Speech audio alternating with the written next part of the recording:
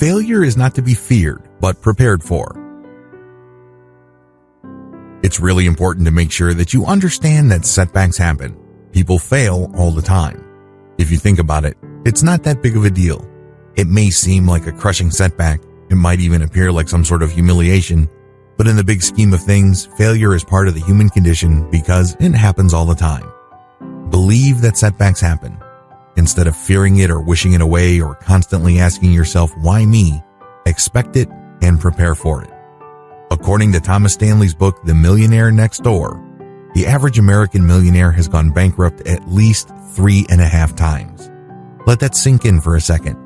You know how crushing bankruptcy is. You know how humiliating it is at a personal level. Sure, a lot of the stigma has worn off bankruptcy, but it's still a severe personal setback. Still, it didn't hold these millionaires back. They peaked, they crashed, then they rose back up. Stop fearing failure. Instead, focus on what comes next. Failure does not have to be the final point of your journey. It does not have to end there. Please don't get the idea in your head that if you're expecting failure, you want it to happen or you're wishing for it. No, these are two totally different things. When you expect failure, you understand that the probability of failure is always there. By expecting that the worst can happen, you then allow yourself to respond in such a way that you can bounce back up. Measure your success the right way. Oftentimes, we think that we fail. Oftentimes, we think that we just crashed and burned. But what happened actually was that we measured our success the wrong way. For example, if you are starting a business and you know that normally the return on capital in your industry happens after 5 years, it would be ridiculous of you to assume that you will get all your money back after 1 year. You're just going to be beating yourself up needlessly if you did that. Measure your success the right way. It may well turn out that you did not fail. You're just waiting. Fail quickly. In addition to measuring your success the right way, another way to prepare for failure is to resolve to fail quickly. I know this sounds kind of crazy, but a lot of successful people do this. They know that achieving success involves a lot of trial and error, so they experiment a lot. It's like throwing spaghetti on the wall.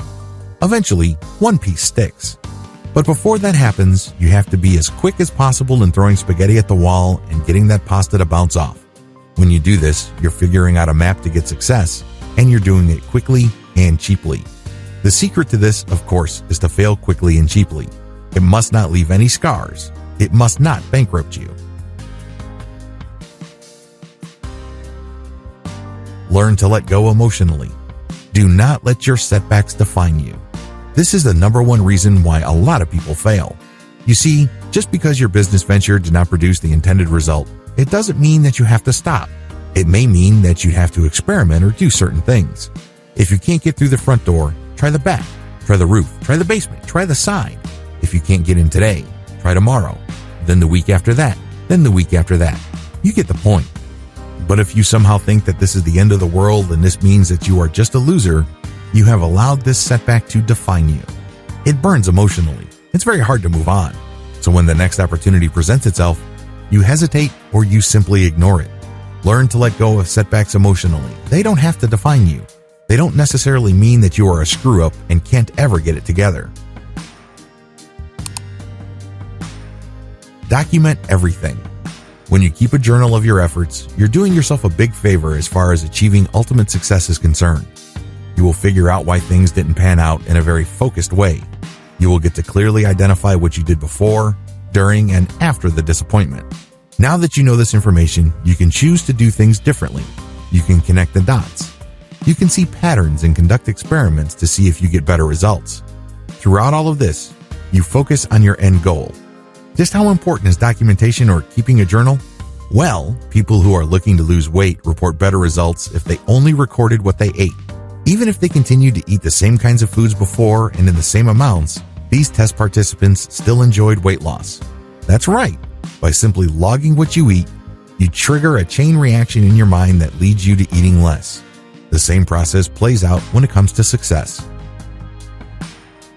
The key to success despite failure. Failure is a part of life. Get used to it. Prepare for it. But the good news is that if you only built grit, you will eventually make it. According to a research study published by Professor Angela Duckworth, grit is the secret of success. It's not being the smartest person in the room. It's not being the most dedicated and motivated person. Instead, it's all about the ability to get knocked down, but still keep on pushing forward. Regardless of how many times you get knocked down, get rerouted, or get postponed, you still keep pushing forward until you go all the way to the end. Grit is a choice. This is the ultimate coping mechanism to setback. Drop your thoughts in the comment box. Please like, subscribe and activate the notification bell so you won't miss any of my videos. Thanks for stopping by.